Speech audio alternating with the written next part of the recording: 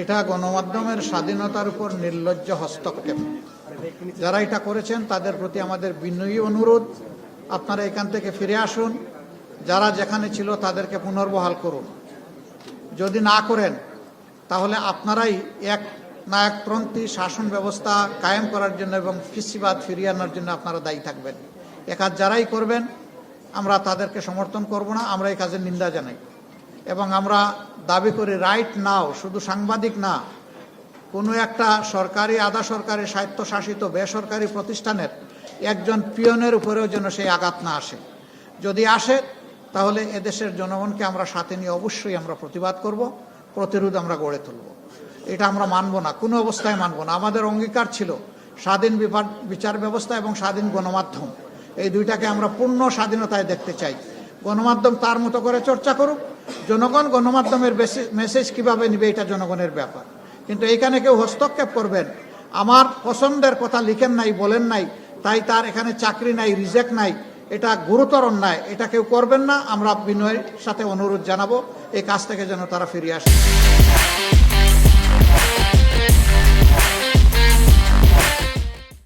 এতিমদের আসল অভিভাবক হচ্ছেন আল্লাহ সুবহানাহু ওয়া তাআলা। আর দুনিয়ায় আমরা যারা আছি তাদেরকে আল্লাহ তাআলা দায়িত্ব দিয়েছেন এদের প্রতি ভালোবাসা এবং সম্মান প্রদর্শন করার জন্য। আলহামদুলিল্লাহি রাব্বিল আলামিন, ওয়াসসালাতু ওয়াসসালামু আলা রাসূলিহিল কারীম ওয়া আলা আলিহি ওয়া সাহবিহি ওয়া আহলি বাইতি আজমাইন। আউযু বিল্লাহি মিনাশ শাইতানির রাজীম। শাহরু রমাদানাল্লাযী উনজিলা ফীহিল কুরআন হুদাল লিন-নাস ওয়া বায়্যিনাতিন মিনাল হুদা ওয়াল ফুরকান। সাদাকাল্লাহুল মাওলানাল আযীম। রমজান মাস হচ্ছে সেই মাস যে মাসে আল্লাহ তাআলা কোরআন নাযিল করেছেন। এই কোরআন সত্য এবং মিথ্যার মধ্যে সুস্পষ্ট পার্থক্য নির্ধারণ করে। আল্লাহ তাআলা যা বলেছেন সত্য বলেছেন। সম্মানিত বন্ধুগণ, আল্লাহ তাবারক ওয়া তাআলার শুকরিয়া আদায় করি। রজব মাস আসার সাথে সাথে রাসূল আকরাম সাল্লাল্লাহু আলাইহি ওয়াসাল্লাম মহান রবের দরবারে বিগলিত চিত্তে দোয়া করতেন, আল্লাহুম্মা বারিক লানা ফি রজব ওয়া শাবান ওয়া বাল্লিগনা রমাদান। হে আল্লাহ, তুমি এই রজব এবং আগত শাবানের বরকত দাও আর রমজান পর্যন্ত হায়াত আমার পৌঁছে দাও। আলহামদুলিল্লাহ, আল্লাহ তাআলা আমাদেরকে রজব দিয়েছেন, শাবান দিয়েছেন। আল্লাহ তাআলা রজব এবং শাবানে তার মাবরুর বান্দাবান্দিকে যত নিয়ামত দান করেছেন, আল্লাহ যেন মেহরবানি করে আমাদেরকেও তাই দান করে। আলহামদুলিল্লাহ, আল্লাহ তাআলা আমাদেরকে অন্তত এই রমজানটা পর্যন্ত পৌঁছে দিয়েছেন। আজকে প্রথম রমজান। এই মাসের গুরুত্ব সম্পর্কে আল্লাহ তাআলা কালামে হাকিমে বর্ণনা করছেন যে রমজান সেই মাস যেই মাসে আল্লাহ কোরআন নাযিল করেছেন। এই কোরআনটা কি? কোরআন হচ্ছে হেদায়া। হেদায়া কি? হেদায়া হচ্ছে আপনি কোন পথ ধরে চলবেন, কোন কাজ করবেন, কোন কাজ করবে না, যে গাইড বুক এটা আপনাকে বলে দিবে, এটার নাম হচ্ছে হেদায়া। এই হেদায়াত আল্লাহ তাআলা যেদিন মানব সৃষ্টি করেছেন সেই দিন থেকেই দান করেছেন। প্রথম হেদায়ার কিতাবটা কি ছিল মানব জাতি জানে না, কিন্তু প্রথম নবী কে ছিলেন এটা সবাই জানে। আল্লাহ তাআলা যাকে প্রথম মানুষ হিসেবে পয়দা করেছিলেন, হযরত আদম আলাইহিস সালাম, তিনি প্রথম মানুষ এবং প্রথম নবী। তাকে আল্লাহ তাআলা হেদায়েতের গ্রন্থ দিয়েছেন। এটা কালামে হাকিমে কোরআন শরীফে এটা আছে যে তার জন্য হেদায়েত দান করেছেন। পরে বলেছেন যারা এটা মানবে তারা মুক্তি পাবে, যারা মানবে না তারা শাস্তি পাবে। কিন্তু আল্লাহ তাআলা যখন আদম আলাইহিস সালামের সত্তা পয়দা করলেন তখন সমস্ত ফেরেশতাদেরকে তলব করেছেন। ওয়াইদ ক্বালা রাব্বুকা লিল মালাইকাতি ইন্নী জাইলুন ফিল আরদি খলিফা। আল্লাহ আমাদেরকে স্মরণ করিয়ে দিয়ে বলেন তোমরা স্মরণ করো সেই সময়ের কথা যখন আল্লাহ তাআলা ফেরেশতাদেরকে তলব করলেন, একত্রিত করলেন আর তাদের সামনে এলান দিলেন, ঘোষণা দিলেন যে দুনিয়ায় আমি আমার খলিফার জাত পয়দা করতে যাচ্ছি। প্রত্যেকটি মানুষ, every individual human being is a representative of Allah subhanahu wa ta'ala. প্রত্যেকেই আল্লাহর খলিফা। আমরা এই দায়িত্ব চাই অথবা না চাই, আল্লাহর পক্ষ থেকে এটা আমাদের উপরে অর্পণ করা আছে। এখন এই দায়িত্ব যারা সঠিকভাবে পালন করবেন, আল্লাহ তাআলার সন্তুষ্টি, ভালোবাসা তারা হাসিল করবেন। যারা এই দায়িত্ব পালন করতে পারবেন না, ব্যর্থতার জন্য তাদেরকে আল্লাহর মুখোমুখি হতে হবে। আল্লাহ তাআলা স্মরণ করিয়ে দিয়ে বলেছেন, ইন্না ইলাইনা ইয়াবাহুম সুম্মা ইন্না আলাইনা হিসাবাহুম। তোমাদেরকে আমার দিকেই ফিরে আসতে হবে, ফিরিয়ে আনা হবে। তোমাদের এসকেপ করার, পালিয়ে যাওয়ার কোনো জায়গা নাই। আমার সামনে হাজিরা দিতে হবে সবাইকে। আর সেই দিন তোমাদের কাছ থেকে আমি যে হুকুম তোমাদের প্রতি করেছিলাম তা কিভাবে তোমরা পালন করেছো তার হিসাব নেওয়া আমার দায়িত্ব। আমি সেই হিসাব অনুযায়ী তোমাদেরকে তোমাদের পাওনা দিব। ফামান ইয়ামাল মিসকালা যাররাতিন খায়রান ইয়ারা ওয়া মান ইয়ামাল মিসকালা যাররাতিন শাররান ইয়ারা।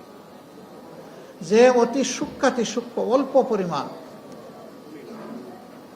নেকি নিয়ে, ভালো কাজ নিয়ে আমার কাছে আসবে, আমি সন্তুষ্ট চিত্তে তাকে তার পাওনা সমঝাই দেব। আবার যে বড় পাপ তো অবশ্যই, নাফরমানি তো অবশ্যই, অতি সূক্ষ্ম কেউ দেখে না, রাতের অন্ধকারে সংগোপনে মাসুল পাওয়ার এক্সারসাইজ করে অথবা কালো টাকার বলে, গোষ্ঠীর বলে, ক্ষমতার বলে যদি কোনো মানুষের উপর অন্যায় আচরণ করো, যদি আমার হক নষ্ট করো, যদি আমার মাখলুকের হক নষ্ট করো, তাহলে সেদিন তোমার এই কৃতকর্ম যত ছোট হোক না কেন তারও পাওনা তোমাকে সমঝিয়ে দেওয়া হবে। এটা থেকে তুমি রেহাই পাবে না। তার মানে হচ্ছে ছোট বড় সব কিছুর পাওনা আল্লাহর জিম্মায় মজুদ রয়েছে। মানুষকে at the day of final judgement, শেষ বিচারের দিনে মানুষের হাতে এটা আল্লাহ তুলে দেবেন।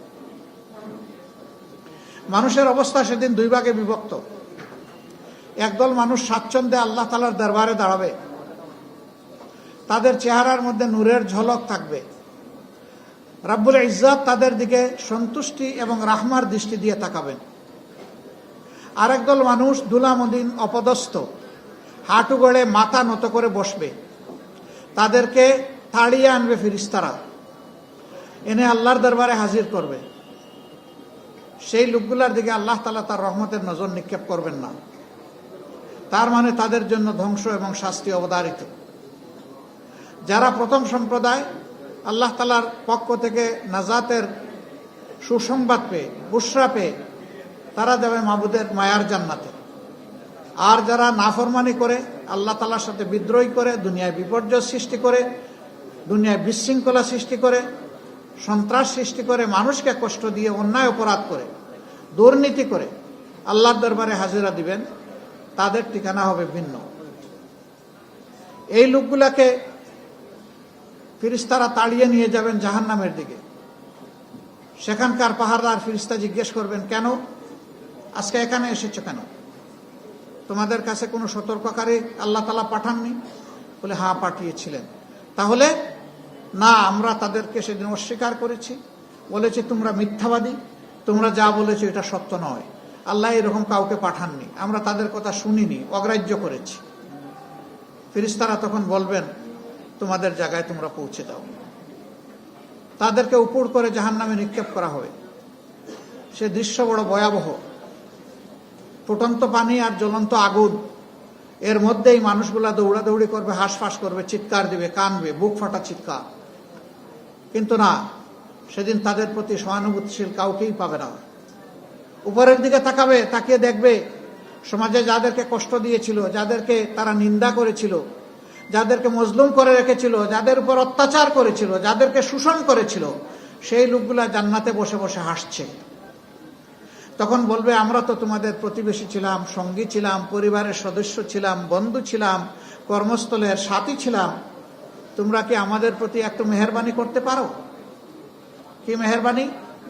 আমাদের উপর একটু ঠান্ডা পানি ঢেলে দাও, অথবা আল্লাহ যে রিজেক তোমাদেরকে উত্তম রিজেক দান করেছেন সেখান থেকে কিছুটা আমাদের জন্য পাঠাও। তখন আল্লাহর এই নেক বান্দারা বলবেন, তোমাদের কর্মের ফলই তোমরা ভোগ করছো, আজ আমাদের তোমাদের জন্য করার কিছুই নেই। দুনিয়ায় যখন ছিলাম তোমাদেরকে বুঝিয়েছি, তোমরা আমাদের কথা শোনো নাই, আজকে আমরা তোমাদের কোনো উপকারে আসতে পারবো না। জাহান্নামে গিয়ে দেখবে কিছু মানুষের সাথে মোলাকাত হবে, বলবে আপনারা না বড় অভিজাত ছিলেন, বড় পাওয়ারফুল ছিলেন সমাজে, আপনাদের কথা শুনে তো আমাদের সর্বনাশ হয়েছে। হে আল্লাহ, এই দুষ্ট লোকগুলাই আমাদের ক্ষতি করেছে, এদেরকে তুমি দ্বিগুণ শাস্তি দাও।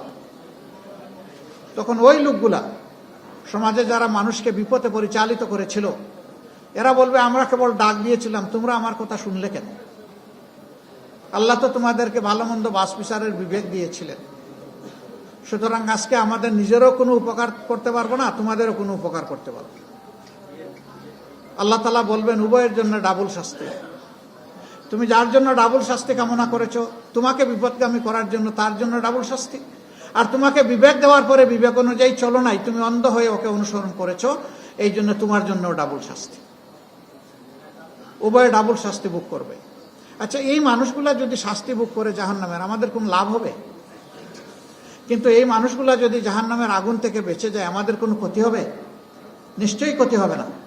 মহান আল্লাহ তাআলার দরবারে দোয়া করি, আল্লাহ যেন অন্তত আমাদের এই জমিন, এই ওয়াতনে, এই দেশের সমস্ত মানুষগুলোকে তার নিয়ামত ভরা হেদায়েত দান করে, এবং তার অংশীদার যেন আল্লাহ আমাদেরকেও করেন, আমাদেরকেও যেন হেদায়েতের এই নিয়ামত থেকে আল্লাহ বঞ্চিত না করেন।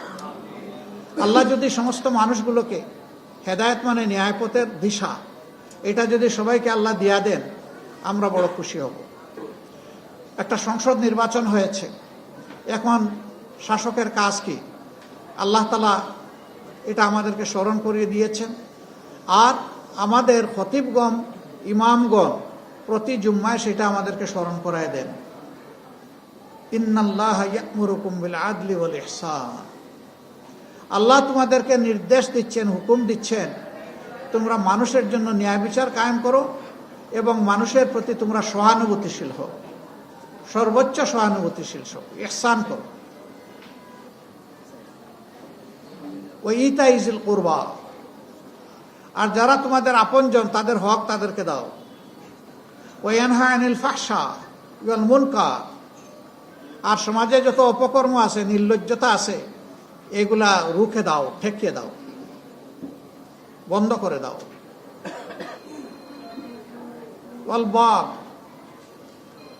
বেশরমি যত কাজ আছে, বকিয়ে যাওয়ার যত ব্যাপার আছে, সেগুলা থেকে মানুষকে বুঝাইয়া তোমরা বিরত রাখো। আমরা আমাদের সরকারের কাছে তাই প্রত্যাশা করি। দেশবাসীর পক্ষ থেকে আমরা সরকারকে অনুরোধ জানাবো, আল্লাহ তাআলার এই বিধানের প্রতি আপনারা, সংখ্যাগরিষ্ঠ এই মুসলমানের দেশে আমরা আশা করব আপনারা সম্মান প্রদর্শন করবেন। যদি আপনারা আল্লাহর বিধানের প্রতি সম্মান প্রদর্শন করেন, তাহলে আল্লাহ তাআলা আপনাদেরকে সম্মানিত করবেন। কিন্তু যদি আপনারা এ পথে না হাঁটেন, তাহলে দেশেরও ক্ষতি হবে, আপনাদেরও ক্ষতি হবে। আমরা মন গড়া কোনো কথা বলছি না, মাবুদের বিধান অনুযায়ী আপনাদেরকে আহ্বান জানাচ্ছি। আমরা এই দেশকে ভালোবাসি, দেশের মানুষকে ভালোবাসি। আপনারা ওই দেশের নাগরিক, আমরা ওই দেশের নাগরিক। আমরা প্রত্যেকটি নাগরিককে সম্মান করার পক্ষে, ভালোবাসার পক্ষে। আসুন একটা ভালোবাসার পরিবেশ আমরা সমাজে সৃষ্টি করি। হিংসা, হানাহানির, দলীয় সংকীর্ণতার রাজনীতির গণ্ডি থেকে আমরা বের হয়ে আসি।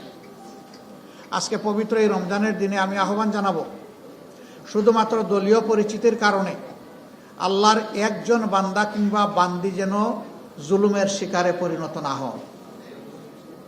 এটা যদি করা হয়, এটা হবে ইতিহাসকে অগ্রাহ্য, অমান্য, অশ্রদ্ধা করার শামিল। অতীতে যারা যে যুগে যখন এটা করেছেন, তারা ঠিক মতোই আল্লাহ তাআলার পক্ষ থেকে পাওনাটা তারা বুঝে পেয়েছেন। আমরা আশা করব সরকার আল্লাহ তাআলার সন্তুষ্টভাজন কাজগুলা করবে। যে কাজে আল্লাহ তাআলা অসন্তুষ্ট হন, সেই কাজ থেকে নিজেরা বিরত থাকবে এবং দেশবাসীকে রক্ষা করার তারা চেষ্টা করবেন। সম্মানিত সুধীমণ্ডলী এবং আইতামবৃন্দ, আমরা একটা দায়িত্বশীল দল হিসাবে আমরা আল্লাহ তাআলার কাছে দোয়া করি, আল্লাহ তাআলা যে কারণে এই রোজা আমাদেরকে উপহার দিয়েছেন, তার সঠিক শিক্ষা এবং বারাকাতে যেন আমরা পাই, এবং এদেশের মানুষ যেন পায়, সমস্ত রোজাদাররা যেন পায়। আল্লাহ তাআলা এই রোজা আমাদের জন্য ফরজ করেছেন। আমাদের পূর্বপুরুষদের উপরে, অন্য নবীগণের উপরেও রোজা ফরজ ছিল, তাদের উম্মতের উপরে ফরজ ছিল। কেন? আল্লাহ তাআলা বলেছেন লাআল্লাকুম তাত্তাকুন। এক মাস এই রোজা অনুসরণ করার মাধ্যমে আশা করা যায় তোমরা আল্লাহকে ভয় করার জন্য তোমাদের দিলকে প্রস্তুত করবে, তোমরা আল্লাহকে ভয় করবে, এই নিয়ামতটা তোমরা হাসিল করবে। যে মানুষ আল্লাহকে ভয় করে, দুনিয়ার কাউকে তার ভয় করার কোনো প্রয়োজন নাই, প্রশ্নই ওঠে না। এবং যে মানুষ আল্লাহকে ভয় করে সেই মানুষ যেমন আল্লাহর হকের ব্যাপারে সচেতন থাকে, তেমনিভাবে সমস্ত মানুষের হকের ব্যাপারে, মাখলুকের হকের ব্যাপারে, সৃষ্টির হকের ব্যাপারে সচেতন থাকে। আর যে আল্লাহকে ভয় করে না, তিনি নারী হন পুরুষ হন, যে কোনো কর্ম করতে পারে। এটা ভালো হইতে পারে, মন্দ হইতে পারে, এটা সুকর্ম হইতে পারে, এটা অপকর্ম হইতে পারে। সুতরাং আল্লাহ তাআলার দরবারে দোয়া করি, আল্লাহ তাআলার ভীতির, ভয়ের, তাকওয়ার এই অলংকার আল্লাহ যেন আমাদেরকে দান করেন। সম্মানিত সুধী মণ্ডলী, এই রমজান মাসেও বিভিন্ন জায়গা থেকে বিভিন্ন দুঃখ, ব্যথা, বেদনা, মজলুমের হাহাকার, চিৎকার আমাদের কানে পৌঁছে। আমরা নবগঠিত সরকারের কাছে অনুরোধ জানাবো, আমরা একটি দায়িত্বশীল বিরোধী দল হিসাবে দেশকে সামনের দিকে এগিয়ে নিয়ে যাওয়ার জন্যে, ন্যায় এবং সত্যের পথে, সুবিচার কায়েমের পথে, দুর্নীতিমুক্ত সমাজ গঠনের পথে, মানবিক সমাজ গঠনের পথে আমরা আপনাদের পাশে থেকে আপনাদেরকে সর্বাত্মক সহযোগিতা করতে চাই। এখন এই সহযোগিতা নেওয়া আপনাদের দায়িত্ব। কিন্তু যদি এর বিপরীত কিছু হয়, আল্লাহ রাব্বুল আলামিন যেন আমাদেরকে সামর্থ্য দান করেন, আমরা যেন 18 কোটি মানুষের পক্ষে থাকতে পারি, আমরা যেন আল্লাহর বিধানের পক্ষে থাকতে পারি। এখানে আমরা কোনো আপোষ করব না, করতে পারবো না। আমাদের রাজনীতি আমাদের জন্য নয়, আমাদের এই রাজনীতি মানবতার জন্যে। মানুষের ক্ষতি হবে আর চুপ করে আমরা বসে থাকবো, এটা আমাদের জন্য অসম্ভব। আল্লাহু আকবার, অনেক বেশি লোড হয়ে গেছে, ভাই একটু উঠিয়ে দেন। আমরা চেষ্টা করব এরকম কিছু দেখলে সরকারকে দৃষ্টি আকর্ষণ করতে। তারা যদি শুধরিয়ে নেন, আমরা অন্তর থেকে তাদের জন্য দোয়া করব। আমাদের পরামর্শ গ্রহণ করার জন্য আমরা তাদেরকে ধন্যবাদ জানাবো এবং সেই ভালো কাজে আবার বলছি আমরা তাদের সঙ্গী হব। কিন্তু যদি তারা না করেন, আমরা সংসদে এবং জনগণের কাতারে দাঁড়িয়ে আমরা কিন্তু প্রতিবাদ করব। যেখানে সম্ভব, যেখানে প্রয়োজন, জাতির স্বার্থে সেখানে প্রতিরোধ গড়ে তুলব ইনশাআল্লাহ। তবে আমরা চাই না ওই পর্যন্ত যাওয়া লাগুক। আমরা চাই সরকারি দল, বিরোধী দল মিলেমিশে উদার মানসিকতা নিয়ে প্রত্যেকটি নাগরিককে সম্মান করে তার অধিকার যেন আমরা নিশ্চিত করতে পারি। উভয়ে মিলে আমরা সেটাই আশা করি এবং সেটাই আমরা করব ইনশাআল্লাহ। কিন্তু আমরা একা চাইলেও সব হবে না, প্রধান দায়িত্বটা হবে সরকারি দলের। আমাদের পক্ষ থেকে আগেও বলেছি, আরেকবার আজকে এই প্রথম রমজানের দিন আমরা বললাম, আল্লাহ তাআলা আমাদের এই অঙ্গীকারের পর আমাদেরকে টিকে থাকার তৌফিক দান করুন। আজকে যারা এখানে কষ্ট করে এসেছেন তাদের সকলের প্রতি আমার অনুরোধ, মাদ্রাসায় যারা লেখাপড়া করেন তারা বড় সৌভাগ্যবান, তারা কোরআন হাদিস নিয়েই চর্চা করেন। কিন্তু আমার মতো যারা আছে, এই সুযোগ যারা পাই নাই, তাদের প্রতি আমার অনুরোধ, কোরআন নাজিলের এই মাসে প্রতিদিন যদি এক পারা করে বাংলা অর্থ সহ কোরআনটা আমরা পড়তে পারি, আমরাই উপকৃত হব, আমরা হেদায়েতের দিশা পাবো ইনশাআল্লাহ। এরপরে আরো চর্চা করেন, আরো গভীরভাবে অনুসন্ধান করেন, তা আরো আপনার কপাল খুলবে। এই কোরআন নাজিলের মাসে কোরআনের সাথে আমরা যেন বন্ধুত্বের সম্পর্ক গড়ে তুলতে পারি, আল্লাহ তাআলা আমাদেরকে এই তৌফিক দান করুন। বাকি জিন্দেগি কোরআনকে বুকে ধারণ করে, কোরআনের শিক্ষাকে গ্রহণ করে আমরা যেন পথ চলতে পারি, আল্লাহ তৌফিক দান করুন। এই কোরআনকে বুকে নিয়ে যেন দুনিয়া থেকে বিদায় নিতে পারি, বরজখে কোরআন যেন আমাদের সঙ্গী হয়। আদালতে আখেরাতে কোরআন, রমজান এবং রাসূল করিম সাল্লাল্লাহু আলাইহি সাল্লামের শাফায়াত যেন আমাদের নসিব হয়। মহান মুবিদের দরবারে এই আরজ রেখে আপনাদের সকলকে আমাদের দাওয়াতে সাড়া দিয়ে এখানে আসার জন্য আন্তরিক কৃতজ্ঞতা এবং ধন্যবাদ জানিয়ে, বিশেষ করে আমার এতিম বন্ধুদের জন্য দোয়া করি, এদের প্রত্যেকের ভিতর থেকে আল্লাহ যেন মণিমুক্তা বের করে আনেন। তারা যেন ভবিষ্যতে এই দেশ গড়ার গুরুত্বপূর্ণ অবস্থানে থাকে, তারা পরিবার, দেশ, জাতিকে যেন তারা সম্মানিত করতে পারে, উজ্জ্বল করতে পারে। আল্লাহ যেন তাদেরকে সেইভাবে কবুল করেন, সামর্থ্য দান করেন। সুবহানাকাল্লাহুম্মা ওয়া বিহামদিকা আশহাদু আল্লা ইলাহা ইল্লা আনতা আস্তাগফিরুকা ওয়া আতুবু ইলাইক। আসসালামু আলাইকুম ওয়া রাহমাতুল্লাহি ওয়া বারাকাতুহু। গতকাল বিভিন্ন গণমাধ্যমে সাংবাদিককে চাকরিচ্যুত করা হয়েছে। যে সাংবাদিকদের চাকরিচ্যুত করা হয়েছে তারা জুলাই অভ্যুত্থানে সক্রিয় ভূমিকায় ছিল এবং সবশেষ নির্বাচনটি হলো নির্বাচনের ইঞ্জিনিয়ারিং এর বিরুদ্ধেও তারা ব্যক্তিগত গতকাল তাদের যেভাবে চাকরিচ্যুত করা হলো, এটা কি গণমাধ্যমের স্বাধীনতার উপর প্রভাব? আপনি কি মনে করেন? এটা গণমাধ্যমের স্বাধীনতার উপর নির্লজ্জ হস্তক্ষেপ। যারা এটা করেছেন তাদের প্রতি আমাদের বিনয়ী অনুরোধ, আপনারা এখান থেকে ফিরে আসুন। যারা যেখানে ছিল তাদেরকে পুনর্বহাল করুন। যদি না করেন তাহলে আপনারাই এক নায়কপন্থী শাসন ব্যবস্থা কায়েম করার জন্য এবং ফিসিবাদ ফিরিয়ে আনার জন্য আপনারা দায়ী থাকবেন। এ কাজ যারাই করবেন আমরা তাদেরকে সমর্থন করব না, আমরা এই কাজের নিন্দা জানাই এবং আমরা দাবি করি রাইট নাও, শুধু সাংবাদিক না, কোনো একটা সরকারি, আধা সরকারি, স্বায়ত্তশাসিত বেসরকারি প্রতিষ্ঠানের একজন পিয়নের উপরেও যেন সেই আঘাত না আসে। যদি আসে তাহলে এদেশের জনগণকে আমরা সাথে নিয়ে অবশ্যই আমরা প্রতিবাদ করব, প্রতিরোধ আমরা গড়ে তুলব। এটা আমরা মানব না, কোনো অবস্থায় মানব না। আমাদের অঙ্গীকার ছিল স্বাধীন বিচার ব্যবস্থা এবং স্বাধীন গণমাধ্যম, এই দুইটাকে আমরা পূর্ণ স্বাধীনতায় দেখতে চাই। গণমাধ্যম তার মতো করে চর্চা করুক, জনগণ গণমাধ্যমের মেসেজ কিভাবে নেবে এটা জনগণের ব্যাপার। কিন্তু এইখানে কেউ হস্তক্ষেপ করবেন, আমার পছন্দের কথা লিখেন নাই, বলেন নাই, তাই তার এখানে চাকরি নাই, রিজেক্ট নাই, এটা গুরুতর অন্যায়, এটা কেউ করবেন না। আমরা বিনয়ের সাথে অনুরোধ জানাবো এই কাজ থেকে যেন তারা ফিরিয়ে আসেন। ধন্যবাদ সবাইকে। আসসালামু আলাইকুম।